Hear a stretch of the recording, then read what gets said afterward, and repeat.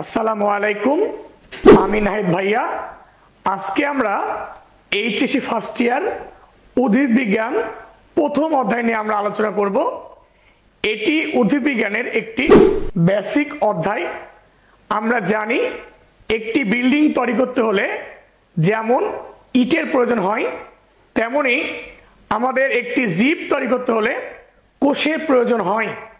এই অধ্যায়টা আমাদের একদম 9-10-এর জীবকোষ ও টিস্যু আছে, এটা জীবকোষের সাথে একদম মিল সম্পূর্ণ একটি অধ্যায় এবং এই অধ্যায়ের পড়াগুলো অনেক বেশি আছে। সম্ভবত এটা উদ্ভিদবিজ্ঞানের সবচেয়ে বড় অধ্যায়। আমরা এই অধ্যায়ের পুরো ক্লাসগুলো আস্তে আস্তে আমরা তোমাদের ইউটিউব চ্যানেলে আমরা আপলোড করে দিব। তো এখন দেখো একটি কোষ কিভাবে আবিষ্কার হয়েছে এটা যদি আমরা দেখতে চাই তাহলে দেখবা যে যদি বাংলাদেশি কোনো বিজ্ঞানীকে বা বাংলাদেশি কাউকে কোষ আবিষ্কারের দায়িত্ব দেওয়া হতো তাহলে আবিষ্কার হতো কি না সেটা আসলে একটু ভেবে দেখার বিষয়। দেখো, বিজ্ঞানী রবার্ট হুক 1665 সালে রয়্যাল সোসাইটি অফ লন্ডনের যন্ত্র নিরীক্ষক হিসেবে নিযুক্ত হন। তারপরে তিনি ভাবলেন উপস্থিত বিজ্ঞানীদের সভায় নতুন কোনো কিছু করা যায় কিনা। যেই ভাবনা সেই কাজ, তিনি অণুবীক্ষণ যন্ত্রের সাহায্যে কোষ আবিষ্কার করেছিলেন। ঘটনাটা হলো এমন যে তিনি একটি কাঁচের বোতল নেন, সেই কাঁচের বোতলে যে সিপি আছে যাকে বলা হয় কর্ক, এটি পূর্বে কাঠের হলেও বর্তমানকালে বলা হয় করা হয় এটা টিন ও আর প্লাস্টিকের হয়ে থাকে, বুঝছো। এখন এটি যখন পাতলা পাতলা করে কাটা হলো, কাটার পরে অণুবীক্ষণ যন্ত্রের নিচে স্থাপন করা হলো, তখন এটা দেখে এই যে দেখো ক্ষুদ্র ক্ষুদ্র সারিবদ্ধ প্রকোষ্ঠের ন্যায় দেখায়। এখন এই ক্ষুদ্র ক্ষুদ্র সারিবদ্ধ প্রকোষ্ঠগুলো দেখে জেলখানা থাকার যে ঘর যাকে বলা হয় সেল, সেই সেলের সাথে এই প্রকোষ্ঠগুলো মিল সম্পূর্ণ হওয়ার কারণে বা অনেক ক্ষুদ্র হওয়ার কারণে সেল না দিয়ে নাম দেওয়া হয়েছে সেলুলা, অর্থ ক্ষুদ্রতর প্রকোষ্ঠ, যা তিনি মাইক্রোগ্রাফিয়া গ্রন্থে উপস্থাপন করেছেন তার গবেষণাগুলো। তাহলে দেখো এখানে আমাদের 4টা কথা মনে রাখতে হবে। যেহেতু তিনি প্রথম কোষ আবিষ্কার করেছেন, অতএব তাকে বলা হয় কোষের আবিষ্কারক। দেন তিনি সর্বপ্রথম যে কোষটা দেখেছিলেন সেটি ছিল মৃত কোষ, অতএব পরীক্ষা আসবে মৃত কোষ পর্যবেক্ষণ করেছেন কোন বিজ্ঞানী রবার্ট হুক। তারপরে তিনি অ্যাকচুয়ালি দেখেছিলেন কোষ প্রাচীর, অতএব কোষ প্রাচীর আবিষ্কার করেছেন কোন বিজ্ঞানী? Robert Hooke. এইটা মনে রাখবা। তারপরে মনে রাখতে হবে যে কোষ বিদ্যার জনকের নাম বিজ্ঞানী রবার্ট হুক। তবে 1674 সালে বিজ্ঞানী অ্যান্টনি ভ্যান লিউয়েনহুক সর্বপ্রথম জীবিত কোষ পর্যবেক্ষণ করেছেন এবং কোষীয় অঙ্গাণু পর্যবেক্ষণ করেছেন। এরপরে আমরা একটু দেখব যে আমরা জানি শুক্রাণু একটা কোষ, ডিম্বাণু একটা কোষ। এই যে ডিম্বাণুগুলো দিয়ে তৈরি হয় ডিম, এই ডিমগুলো একটা কোষ। তাহলে মনে রাখতে হবে সবচেয়ে বড় ডিম পৃথিবীর সবচেয়ে বড় কোষ। তারপরে মনে রাখতে হবে লম্বা যে কোষ আছে তার নাম নিউরন কোষ। তাহলে নিউরন কোষ 1.37 মিটার। তারপরে আমাদের সবচেয়ে ছোট কোষ আছে মাইক্রোপ্লাজমা হবে 0.1 মাইক্রোমিটার ব্যাস বিশিষ্ট। অতএব আমরা এই কথাগুলো একটু মনে রাখলে আমাদের এমসিকিউ গুলো কমন পাওয়া যাবে। সবাই একটু চলে আসো, আমরা এগুলো একটু নোট করে নিই। প্রথমে আমরা সবাই একটু মনে রাখবো যে বিজ্ঞানী রবার্ট হুক। তাহলে প্রথমে মনে রাখতে হবে রবার্ট হুক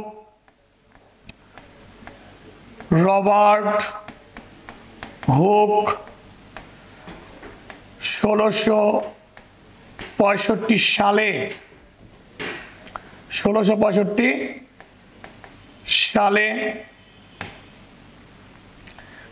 আমাদের কি করেন? কোষ আবিষ্কার করেন। কোষ আবিষ্কার করেন 1665 সালে কোষ আবিষ্কার করেন, এটা আমাদের মনে রাখতে হবে। দেন আমরা মনে রাখতে পারি যে কোষ প্রাচীর আবিষ্কার করেন। তারপরে আমরা বলবো হলো মৃত কোষ পর্যবেক্ষণ করেন, মৃত কোষ পর্যবেক্ষণ করেন, মৃত কোষ পর্যবেক্ষণ করেন এবং তাকে বলা হয় কোষ বিদ্যার জনক বলা হয় কোষ বিদ্যার জনক বলা হয়। তাহলে আমাদের মনে রাখতে হবে কোষ বিদ্যার জনক বলা হয়, এই কথাটা আমরা মনে রাখবো, ঠিক আছে। তাহলে আমাদের এখানে এই কথাগুলো মনে রাখতে হবে। তাহলে রবার্ট হুক 1665 সালে তাহলে কি করেন, কোষ আবিষ্কার করেছেন, দেন তাকেই বলা হয় মৃত কোষ এর আবিষ্কারক বা মৃত কোষ পর্যবেক্ষণ করেছেন, কোষ প্রাচীর আবিষ্কারক এবং কোষ বিদ্যার জনক। এই কথাগুলো একটু মনে রাখতে হবে। দেন আমরা মনে রাখতে পারি যে কোষ হলো ল্যাটিন শব্দর নাম হলো সেলুলা, যার অর্থ কি বলতো, ক্ষুদ্রতর প্রকোষ্ঠ, ক্ষুদ্রতর প্রকোষ্ঠ, সেলুলা যার অর্থ ক্ষুদ্রতর প্রকোষ্ঠ বা কুঠরি। এই কথাগুলো একটু সবাই আমরা মনে রাখবো। দেন আমরা আরো মনে রাখতে পারি আমাদের এই যে গবেষণাগুলো আছে, এই গবেষণাগুলো মাইক্রোগ্রাফিয়া গ্রন্থ উপস্থাপন করেন, মাইক্রোগ্রাফিয়া গ্রন্থে উপস্থাপন করেন।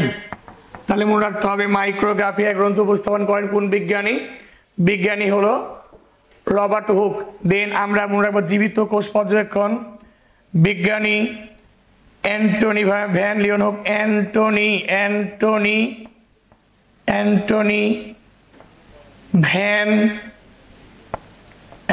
Van Leeuwenhoek, Antonie van Leeuwenhoek 1674 সালে কি করেন, জীবিত কোষ পর্যবেক্ষণ করেন। 1674 সালে জীবিত কোষ পর্যবেক্ষণ করেন, জীবিত কোষ পর্যবেক্ষণ করেন, এই কথাটা আমরা মনে রাখবো। দেন আমরা বলবো কোষের আকার।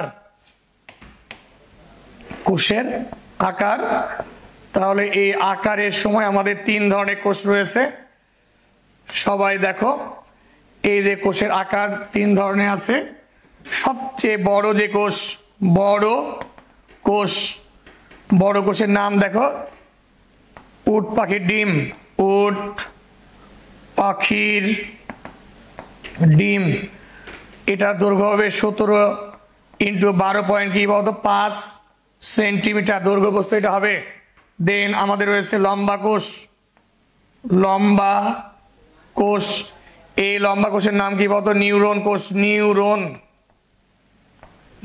কোষ, যেটা হবে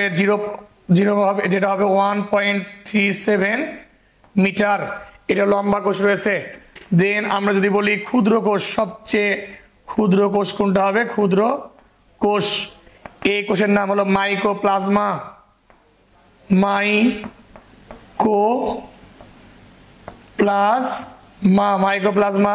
0.1 মাইক্রোমিটার ব্যাস বিশিষ্ট হবে। এটা আমাদের হলো সবচেয়ে ক্ষুদ্র কোষ। মাইক্রোপ্লাজমা একটা ব্যাকটেরিয়া, ওকে, এই কথাগুলো আমরা সবাই মনে রাখবো। দেন এরপরে আমাদের আছে কোষের সংজ্ঞা। পরীক্ষায় ক নম্বরে যদি কোষের সংজ্ঞা আসতো তাহলে আমাদের এইটা নিয়ে অত বেশি মাথা ঘামানোর দরকার ছিল না, কিন্তু ভাইয়া কোষের সংজ্ঞা আসে হলো এমসিইউ পরীক্ষায়। সংজ্ঞাটা পুরোটাই উদ্দীপকে একদম লিখে দেওয়ার পরে বলবে যে এটি কার সংজ্ঞা দিয়েছে, তার মানে আমাদের অবশ্যই কোন বিজ্ঞানী কোন সংজ্ঞা প্রদান করেছেন এটা আমাদের জানা খুবই জরুরি। ওকে, সবাই একটু হেডিং দাও, কোষের সংজ্ঞা। ওকে, কোষের সংজ্ঞা আমরা কয়েকটা সংজ্ঞা এখানে দেখাবো। ওকে,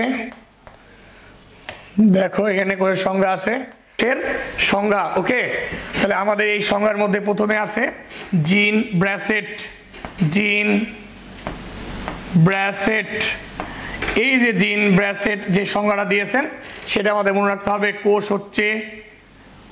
কোষ হচ্ছে জীবদেহের, কোষ হচ্ছে জীবদেহের গঠনগত মৌলিক একক, গঠনগত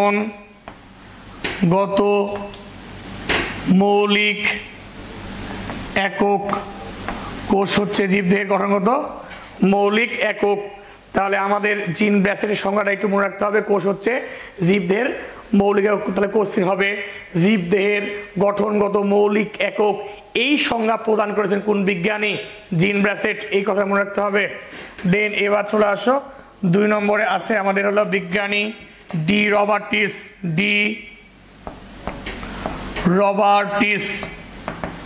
রবার্টিস। তিনি কি বলেছেন জানো? কোষ হচ্ছে জীবদেহের মৌলিক গঠনগত ও কার্যগত একক। ঠিক আছে, গঠনগত ও কার্যগত একক। তাহলে এই কথাটা আমরা মনে রাখবো যে জীবদেহের গঠনগত ও কার্যগত এককটা মৌলিক। দেন আমাদের এখানে আমাদের আছে হলো 3 নম্বর যে সংজ্ঞাটা আছে বিজ্ঞানী সোয়ানসন।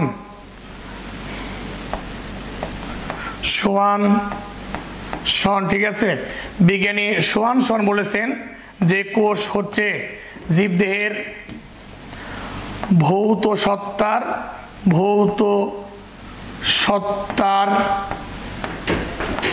মৌলিক একক। ভৌত সত্তার মৌলিক একক। তার মানে আমাদের কোশ্চিন যা থাকবে সেটা হলো যে পুরো কোশ্চিন এর তুলে দেওয়া থাকবে, তখন বিজ্ঞানী নাম আমাদের আইডেন্টিফাই করতে হবে। এরপরে আমরা যে বিজ্ঞানী সংজ্ঞা দিব এটি আমরা 19-এও আমরা সবাই পড়েছি, বিজ্ঞানী লয় ও সিকেভিস। তাহলে সবাই চলে আসো 4 নম্বরে মনে রাখতে হবে লয় ও সিকেভিস। বিজ্ঞানী লয় ও সিকেভিস এটি 1969 সালে প্রদান করেছেন। তাহলে দেখো এটার সংজ্ঞাটা হবে কোষ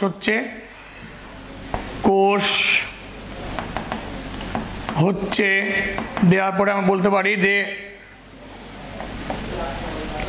বৈষম্য ভেদ্য পদার্থ বৈষম্য ভেদ্য পর্দা দ্বারা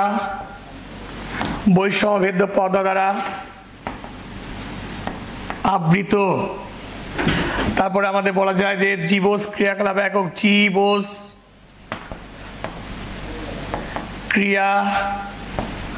ক্রিয়াকলাপের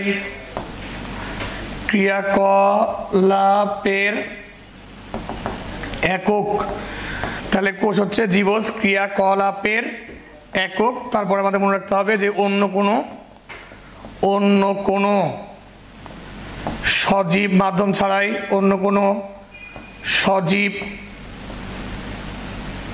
মাধ্যম ছাড়াই নিজের প্রতিরূপ সৃষ্টি করতে পারে।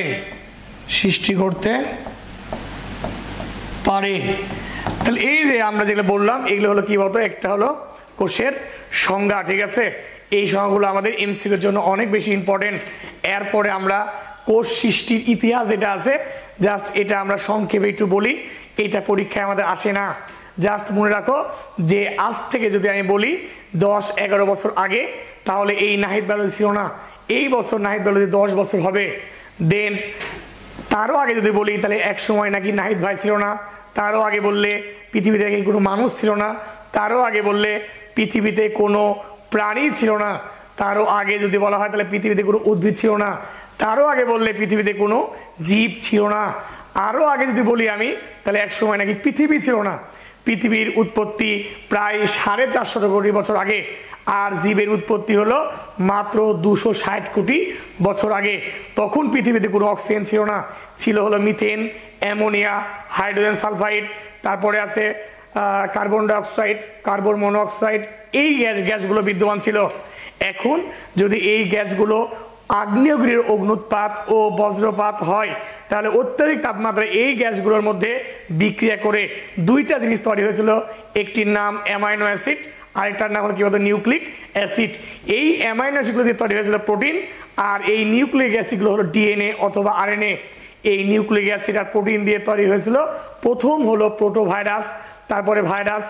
এই যে ভাইরাস প্রথম তৈরি হওয়ার কারণে ভাইরাস অকোষীয়, এটি জীবও নয় জড়ও নয়, ভাইরাস হয়, ঠিক আছে, মানে জীব ও জড়ের এক প্রকার মধ্যবর্তী সত্তা বা বস্তু বলা যায়, এটা মাথায় রাখতে হবে। দেন পরবর্তীতে এখান থেকে পরিণত হয়ে তৈরি হয় আদি ব্যাকটেরিয়া, তারপরে প্রকৃত ব্যাকটেরিয়া, তারপরে তৈরি হয় প্রোটোজোয়া। দেন প্রোটোজোয়া থেকে আমাদের তৈরি হবে উদ্ভিদ এবং কি বলতো প্রাণীর সৃষ্টি হবে। তাহলে উদ্ভিদগুলো তৈরি হবে আদি উদ্ভিদ আগে, আস্তে আস্তে পর্যায়ক্রমে উন্নত উদ্ভিদ। দেন একইভাবে অনুন্নত প্রাণী থেকে অনুন্নত উদ্ভিদ তৈরি হবে। এগুলো আমরা সবাই একটু মনে রাখবো। কিন্তু এখানে একটা কোশ্চিন দিতেই পারে, এন্ডোসিম্বায়োসিস কি? মনে রাখতে হবে নিউক্লিয়াস বিশিষ্ট কোষে বায়বীয় ও ফটোসিনথেটিক ব্যাকটেরিয়া প্রবেশ করে একত্রে টিকে থাকার যে প্রক্রিয়া তার নাম এন্ডোসিম্বায়োসিস। এই প্রক্রিয়ার ফলে বায়বীয় ব্যাকটেরিয়া থেকে তৈরি হয় মাইটোকন্ড্রিয়া ও ফটোসিনথেটিক ব্যাকটেরিয়া থেকে তৈরি হয় কি ক্লোরোপ্লাস্ট। আমরা সুন্দর করে এগুলো একটু মনে রাখার চেষ্টা করব। ওকে, সবাই চলে আসো। আমরা এন্ডোসিম্বায়োসিস কি, তাহলে আমাদের কোষ সৃষ্টি প্রথম কোষ সৃষ্টি প্রথম কোষ সৃষ্টি, এটা আমাদের মনে রাখতে হয়, প্রথম কোষ সৃষ্টি, ঠিক আছে। তাহলে প্রথম কোষ আমাদের সৃষ্টি, এখান থেকে আমরা একটা সংজ্ঞা পড়বো যার নাম হলো এন্ডোসিম্বায়োসিস। এন্ডোসিম্বায়োসিস, এটা আমরা মনে রাখবো এন্ডোসিম্বায়োসিস। এন্ডোসিম্বায়োসিস কি? নিউক্লিয়াস বিশিষ্ট কোষে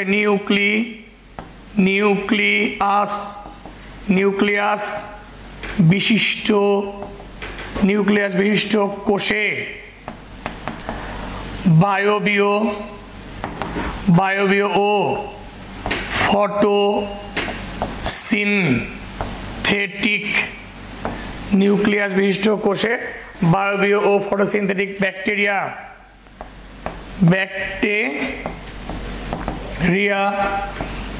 প্রবেশ করে একত্রে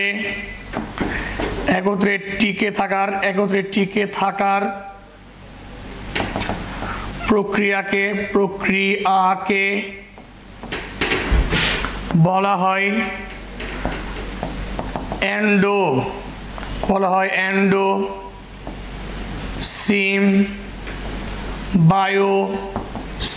এন্ডোসিম্বায়োসিস। তাহলে আমরা এন্ডোসিম্বায়োসিস কাকে বলে এটা মনে রাখবো। দেন এই যে বায়বীয় ব্যাকটেরিয়া আছে এখান থেকে তৈরি হবে কি বলতো মাইটোকন্ড্রিয়া।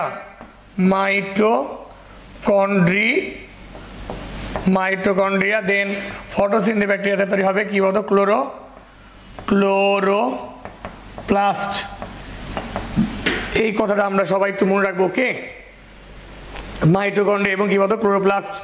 এরপরে আমাদের দেখতে হবে যে কোষের বৈশিষ্ট্যগুলো আছে, এগুলো আমাদের মুখস্থ করা দরকার নাই, আমি জাস্ট একবারে বলছি। কোষের বৃদ্ধি হয় এবং কোষের বিভাজন হবে, কোষের যেমন জন্ম আছে তেমন কি বলে কোষের মৃত্যু আছে, কোষের মধ্যে বিভিন্ন ধরনের বিপাকীয় কার্যাবলী সম্পন্ন হয়। দেন বিভিন্ন পুষ্টি উপাদান কোষগুলো গ্রহণ করে এবং বিভিন্ন উদ্দীপনায় কোষ কি বলতো সাড়া দেয়। জাস্ট তোমরা এগুলো রিডিং দিবা, পরীক্ষায় এগুলো দিবে না। এরপরে আমাদের পড়তে হবে কোষ রিলেটেড কয়েকটা সংজ্ঞা আছে। তার আগে আমরা একটা গুরুত্বপূর্ণ এমসিকিউ তোমাদের শেয়ার করি, এটা অ্যাডমিশন টেস্টে ভার্সিটিতে দিয়েছে। চলে আসো। প্রোটিওসোমকে বলা হয় কোষের মেন সুইচ।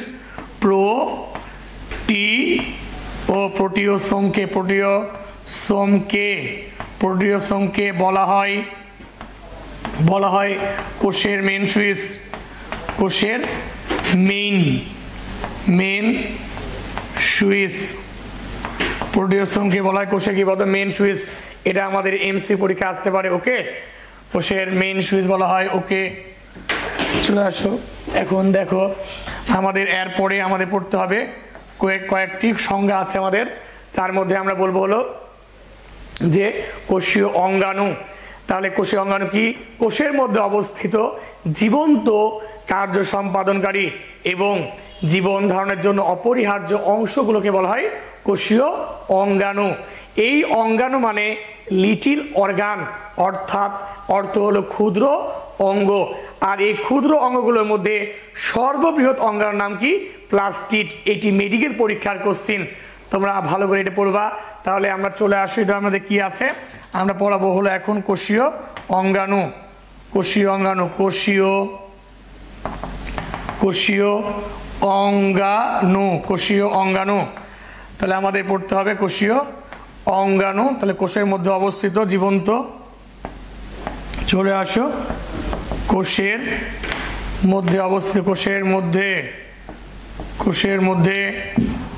অবস্থিত, কোষের মধ্যে অবস্থিত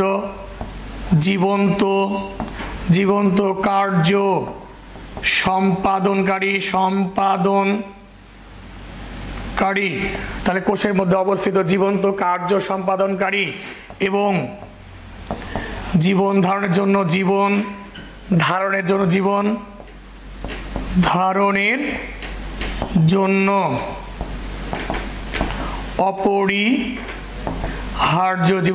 অপরিহার্য অংশগুলোকে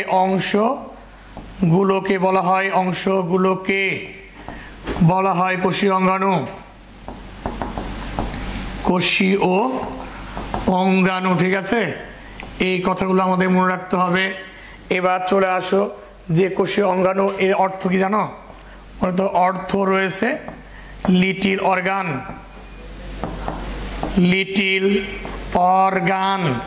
লিটিল অর্গান মানে কি বলো?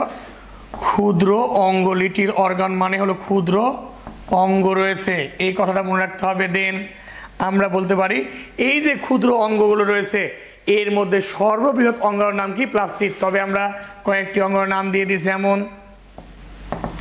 যেমন আমাদের রয়েছে রাইবোজোম রয়েছে, তারপরে আছে হলো প্লাস্টিড ও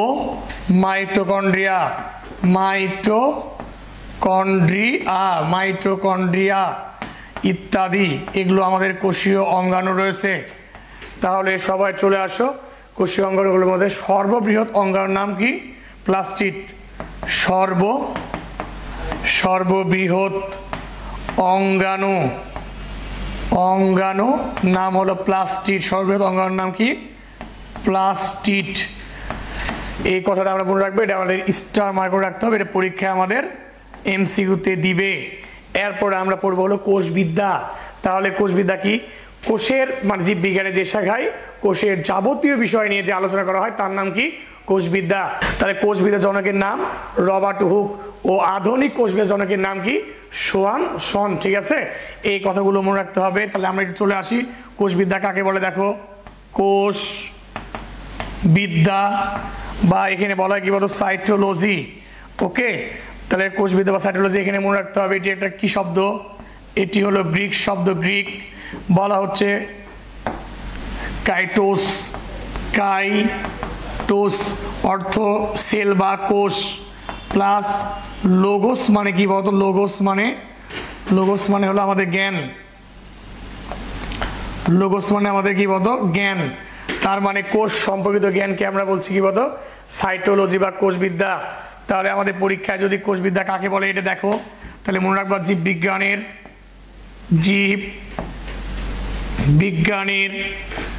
জীববিজ্ঞানের যে শাখায়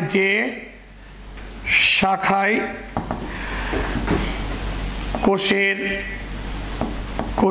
বৃদ্ধি বিকাশ বিভাজন গঠন ও কাজ ইত্যাদি নিয়ে আলোচনা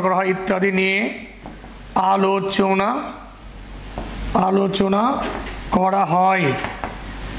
আলোচনা করা হয় তাকে কি বলে ভাইয়া? তাকে বলে কোষবিদ্যা বলে। ওকে, আলোচনা করা হয় তাকে কোষবিদ্যা বলে। ওকে, কোষবিদ্যা বলে বা সাইটোলজি বলে। এখানে আমাদের জাস্ট মনে রাখতে হবে আধুনিক কোষবিদ্যা জনকের নাম কি? সমান সমান, ঠিক আছে, আধুনিক আধুনিক কোষবিদ্যার জনকের নাম, আধুনিক কোষবিদ্যার জনক কি আছে, বিজ্ঞানী সোয়ানসন, ঠিক আছে। আধুনিক কোষবিদ্যার জনকের নাম হলো বিজ্ঞানী সোয়ানসন। এই কথাগুলো আমরা মনে রাখবো। এরপরে আমাদের পড়তে হবে হলো কোষ তত্ত্ব বা সেল থিওরি। সেল থিওরি মানে কোষ সম্পর্কে এক কথায় যা বলবা সেটা কি বলতো কোষ তত্ত্ব। কোষ হলো বংশগত একক, কোষ হলো গঠনগত কার্যগত একক, আবার জীবদেহ তৈরি হয় কোষ দ্বারা, পূর্বসৃষ্ট কোষ থেকে নতুন কোষ তৈরি হয়, এগুলো সবগুলো কোষবিদ্যা। কিন্তু ভাইয়া না, কোষের যে কোষ তত্ত্ব এগুলো সবগুলো কোষ তত্ত্ব। দেন কিন্তু ভাইয়া এখানে আমাদের পরীক্ষায় দিবে হলো নিজের কোনটি বা কোন বিজ্ঞানী কোষ তত্ত্ব প্রদান করেছেন। তাহলে আমাদের বিজ্ঞানী নামগুলো মনে রাখার জন্য ওয়ে আছে। দেখো কোষ তত্ত্ব, যার ইংলিশ হলো সেল থিওরি। সেল মানে কোষ, আর দেখো এই যে সেল আছে, সেল থেকে বিজ্ঞানীর নাম দেওয়া স্লেডেন, আর থিওরি থেকে বিজ্ঞানীর নাম দেওয়া হলো থিওডোর সোয়ান, এবং তাদের একটা ভাইস্তে ছিল নাম হলো ভার্চু। তাহলে এই যে তিনটা বিজ্ঞানী মিলেই কোষ তত্ত্ব প্রদান করেন। আমরা একটু সুন্দর করে শর্টকাট একটু বোঝার চেষ্টা করি যে কোষ তত্ত্ব বা সেল থিওরি,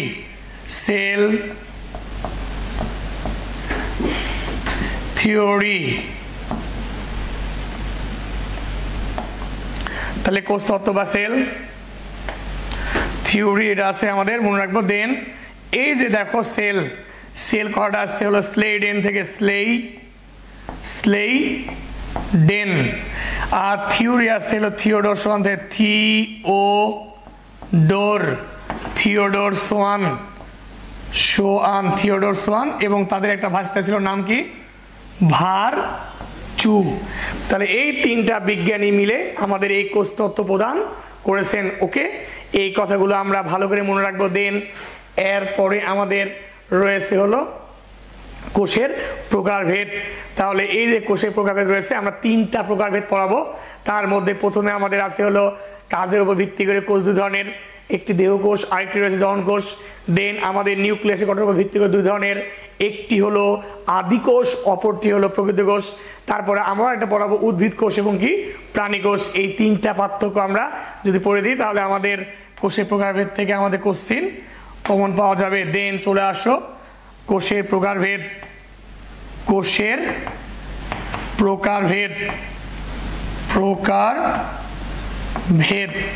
তাহলে এই কথাটা আমাদের মনে রাখতে হবে। কোষের প্রকারভেদের মধ্যে প্রথমে আমরা দেখব হলো কোষ সম্পর্কে।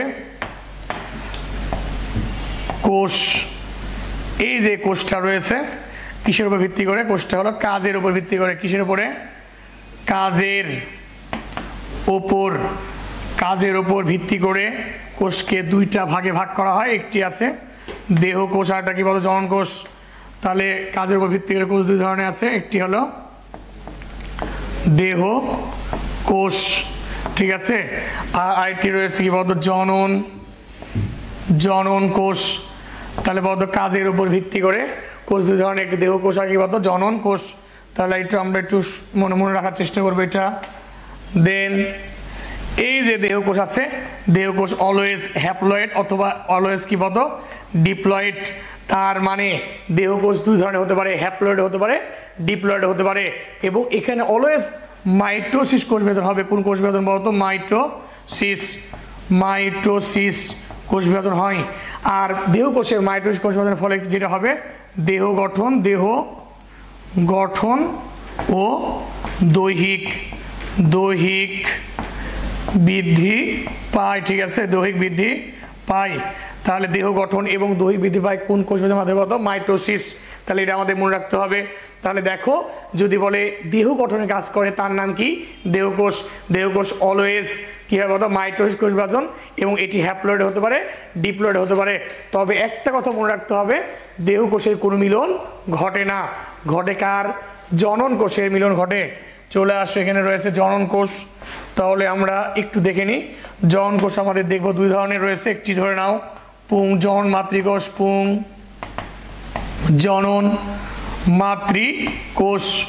পুংজনন মাতৃকোষ, এটা 2n রয়েছে। দেন এখানে রয়েছে হলো স্ত্রী, স্ত্রী জনন মাতৃকোষ, স্ত্রী জনন মাতৃকোষ, এটা কি বলতো 2n। তাহলে এবার চলে আসো, এই যে পুংজনন মাতৃকোষ থেকে তৈরি হবে কি বলতো শুক্রাণু, এই যে শুক্রাণুগুলো তৈরি হলো, শুক্রাণু কি বলতো n। আর এখানে কি আছে বলতো মিওসিস। তাহলে অবশ্যই জনন কোষ তৈরি করতে কোন কোষের কাজ করে বলতো মিওসিস। এবং আমাদের মনে রাখতে হবে এখানে কি হবে বলতো মিওসিস।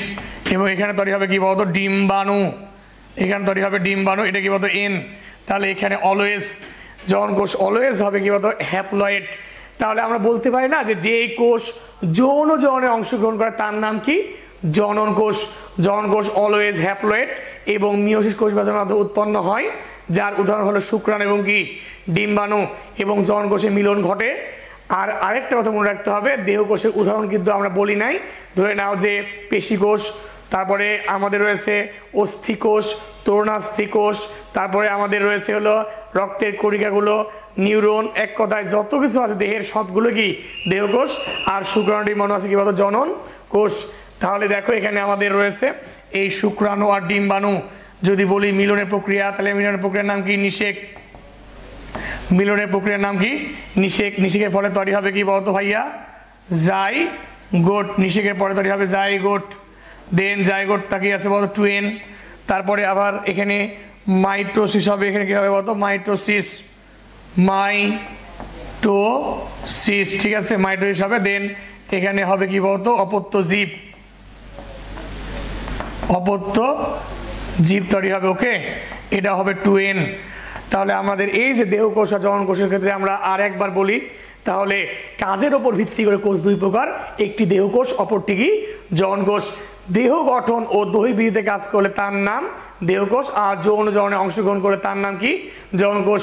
দেহ কোষ অলওয়েজ n হতে পারে 2n হতে পারে, তবে জনন কোষ অলওয়েজ কি বলতো n হবে। দেহ কোষ আমাদের মাইটোসিস, জনন কি বলতো মিওসিস। দেহ কোষে আমাদের কোনো মিলন হয় না, জনন কোষে আমাদের মিলন হয়, ঠিক আছে। দেন আমাদের দেহ কোষের উদাহরণ কি আছে, আমাদের নিউরন কোষ, পেশি কোষ, তারপরে আমাদের রয়েছে হলো অস্থি কোষ। কিন্তু জনন কোষের উদাহরণ হলো শুক্রাণু এবং কি ডিম্বাণু। তার মানে আমরা চাইলেও এটা পার্থক্য আকারে পড়তে পারবো। এরপরে আমরা পড়াবো হলো আমাদের নিউক্লিয়াসের গঠনের উপর ভিত্তি করে কোষ দুই ধরনের। চলে আসো যে নিউক্লিয়াস, নিউক্লিয়াস, এই যে নিউক্লিয়াস রয়েছে, নিউক্লিয়াসের গঠনের উপর ভিত্তি করে কোষ কয় ধরনের আছে দেখো। নিউক্লিয়াসের গঠনের উপর ভিত্তি করে, তাহলে এখানে আমরা এখানে আমাদের কি আছে, এখানে আমাদের হবে কোষ, কোষ। এই কোষটা কার উপর ভিত্তি করে হবে নিউক্লিয়াসের গঠনের ভিত্তি করে, নিউক্লিয়াস, নিউক্লিয়াস।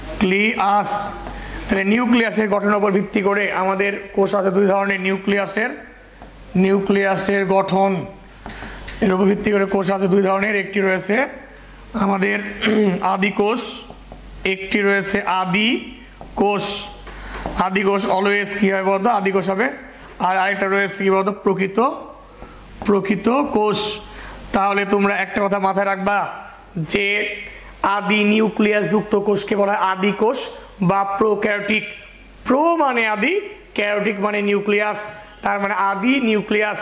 তবে ইলেকট্রনিক ডিভাইসের ক্ষেত্রে প্রো মানে কি বলা হয় আপডেট, যেমন 14 প্রো, 16 প্রো, 18 প্রো, ঠিক আছে, প্রো মানে আপডেট, ওকে। কিন্তু ভাইয়া ইউ মানে কি বলতো তুমি না, ইউ মানে কি বলতো প্রকৃত। তাহলে ইউ মানে প্রকৃত আর ক্যারিওটিক মানে কি বলতো নিউক্লিয়াস, তাহলে প্রকৃত নিউক্লিয়াস যুক্ত কোষ। তাহলে আমরা আদি কোষ আর প্রকৃত কোষের মধ্যে পার্থক্যটা একটু পড়াবো। সবাই একটু দেখো, এখানে আমাদের রয়েছে টপিকস দিতে হবে। এখানে আমাদের এই যে এখানে আমাদের আছে টপিকস, দেন এখানে আমাদের রয়েছে হলো আদি কোষ, আর এখানে আমাদের রয়েছে হলো প্রকৃত কোষ। তাহলে আদি কোষ আর প্রকৃত কোষের মধ্যে পার্থক্যটা আমরা একটু দিয়ে দিই, ওকে। প্রথমে আমাদের মনে রাখতে হবে 1 নম্বর পয়েন্ট, নিউক্লিয়াসের গঠন। নিউক্লিয়াসের গঠন। তাহলে এই যে নিউক্লিয়াসের গঠন, তাহলে আমাদের মনে রাখতে হবে নিউক্লিয়াসের গঠনের উপর ভিত্তি করে আমাদের কোষগুলো দুই ধরনের হলো। তাহলে এখানে আমরা বলবো সুগঠিত নয়, নিউক্লিয়াসের গঠন কি হয় বলতো সুগঠিত নয়, সুগঠিত নয় মানে অর্থাৎ নিউক্লিয়ার মেমব্রেন,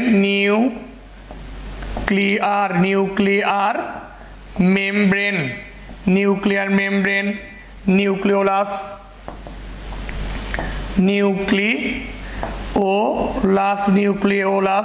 ও নিউক্লিয়ার মেমব্রেন, নিউক্লিওলাস ও নিউক্লিওপ্লাজম,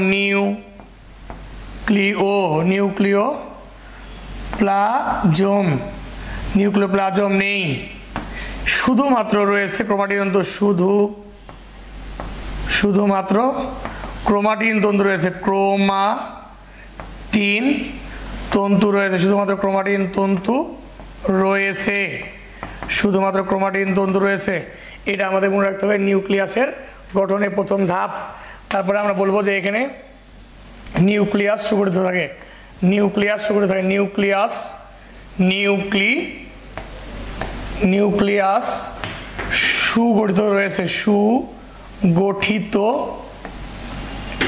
নিউক্লিয়াস সুগঠিত থাকে। তার মানে সকল অংশ রয়েছে, সকল অংশ রয়েছে, এই কথাটা আমাদের মনে রাখতে হবে। ওকে, তাহলে আমাদের মনে রাখতে সকল অংশ রয়েছে। আর এখানে কি বলতো, আমাদের কিছুই নেই, শুধুমাত্র রয়েছে কি বলতো ক্রোমাটিন তন্তু। এরপরে আমরা দেখো আমরা পড়াবো হলো 2 নম্বর পয়েন্টে সাইটোপ্লাজম অঙ্গাণু,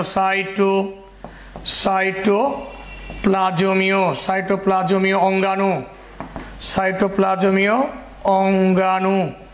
এই অঙ্গাণুর ক্ষেত্রে মনে রাখতে হবে রাইবোজোম ছাড়া কিছুই নেই, রাইবোজোম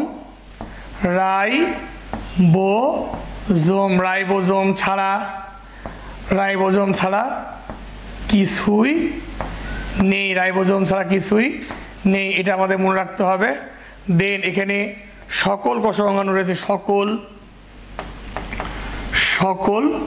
কোষীয় অঙ্গাণু রয়েছে,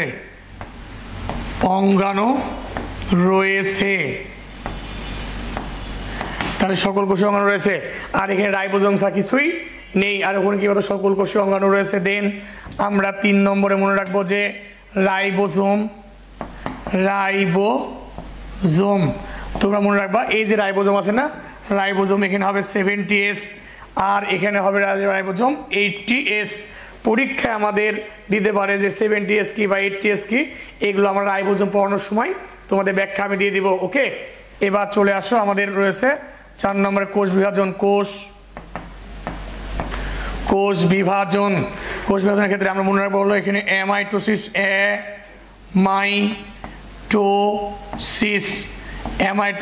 আর এখানে আমাদের কি আছে বলতো মাইটোসিস ও কি আছে বলতো মাইটোসিস ও মিওসিস দুটো রয়েছে। দেন আমরা বলবো এরপরে শ্বসন, আমাদের যদি বলা হয় শ্বসন, তাহলে বলবো এখানে কি হবে শ্বসন, এখানে শ্বসন হবে অবাধ শ্বসন, ঠিক আছে, অবাধ শ্বসন। এখানে কি হবে বলতো সবাত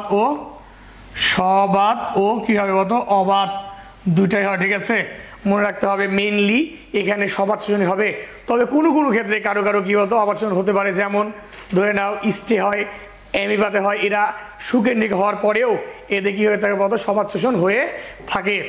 এরপরে আমরা মনে রাখবো হলো আমাদের মানুষের ক্ষেত্রে যখন রক্ত সঞ্চালনটা কমে যায় তখন মানুষের ক্ষেত্রেও কি হতে পারে বলতো সবাদের বদলে অবাত হয়, দিয়ে বুক ব্যথা হয়। এই বুক ব্যথা প্রিয় মানুষ হারানোর ব্যথা নয়, এই ব্যথা হলো অবাধ শোষণের ব্যথা। কথা বুঝতে পেরেছো? এরপরে আমাদের মনে রাখতে হবে অবাধ শোষণের পরে আমাদের কোষের প্রকৃতি,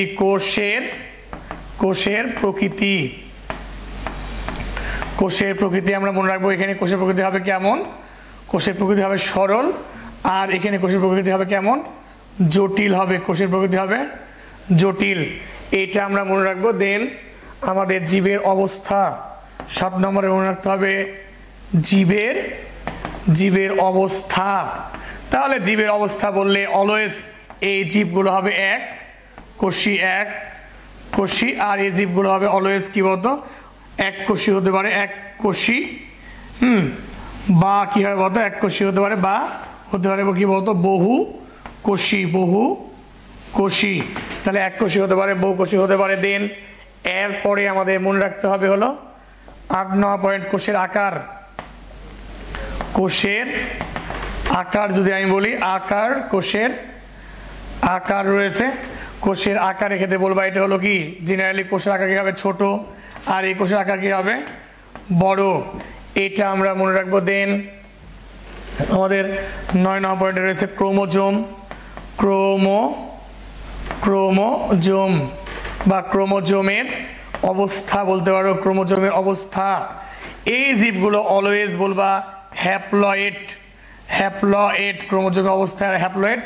আর এরা হ্যাপ্লয়েড হতে পারে, হ্যাপ্লয়েড, বা ও হতে পারে একটা কি আছে বলতো ডিপ্লয়েড হতে পারে, ডিপ্লয়েড।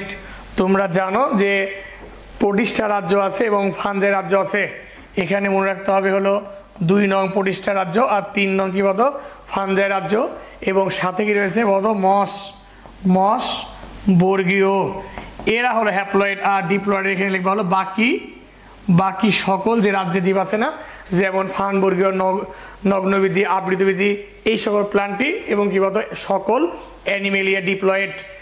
এরপরে আমরা বলতে পারি যে অপেরন, অপেরন বলে আমাদের একটা টপিক আছে 10 নম্বর মনে রাখবো অপেরন, অপেরন, ঠিক আছে। অপেরন মনে রাখবা হলো থাকে, আর এখানে আমাদের মনে রাখতে অপেরন কি থাকে না, ঠিক আছে। কিন্তু আমাদের এই পাঠ্যটা শেষ হয়ে গেলে আমরা অপেরন কি আমরা বলে দিব। আমরা একটু দেখো আমাদের 11 নম্বরের মধ্যে মনে রাখবো হলো উদাহরণ। তাহলে উদাহরণের ক্ষেত্রে মনে রাখতে হবে এখানে এটার উদাহরণ আছে হলো শুধুমাত্র মনেরা রাজ্য, মনেরা রাজ্য। দেন এর মধ্যে রয়েছে হলো কি বলতো 2, 3, 4 ও 5 নং রাজ্য। ওকে, এই যে এরা হবে কি বলতো আমাদের সুপার কিংডম 2 বা প্রকৃতকোষী, আর এরা কি হবে বলতো সুপার কিংডম 1 বা আদিকোষী। ওকে, তাহলে আমাদের মোটামুটি পার্থক্য ক্লোজ। এখন আমরা পড়াবো তোমাদের অপেরন কাকে বলে, আমাদের দেখতে হবে অপেরন। তাহলে অপেরনের ক্ষেত্রে মনে রাখবা আদি কোষে জিন প্রকাশের একককে বলা হয় অপেরন। তাহলে আদি কোষে জিন প্রকাশের একককে কি বলা হয় অপেরন বলা হয়। একটু লিখে নি, আদি কোষে জিন প্রকাশের একককে বলা হয় জিন প্রকাশের, আদি কোষে জিন প্রকাশের একককে বলা হয় অপেরন, একককে বলা হয় অপেরন। আদি কোষে জিন প্রকাশের একককে কি বলা হয় বলতো অপেরন, এটা আমাদের মনে রাখতে হবে। দেন আমরা দেখব তার মানে এটা আদি কোষে পাওয়া যাবে, প্রকৃত কোষে পাওয়া যায় না। আরো একটা সংজ্ঞা আমাদের দেখতে হবে নিউক্লিয়েট,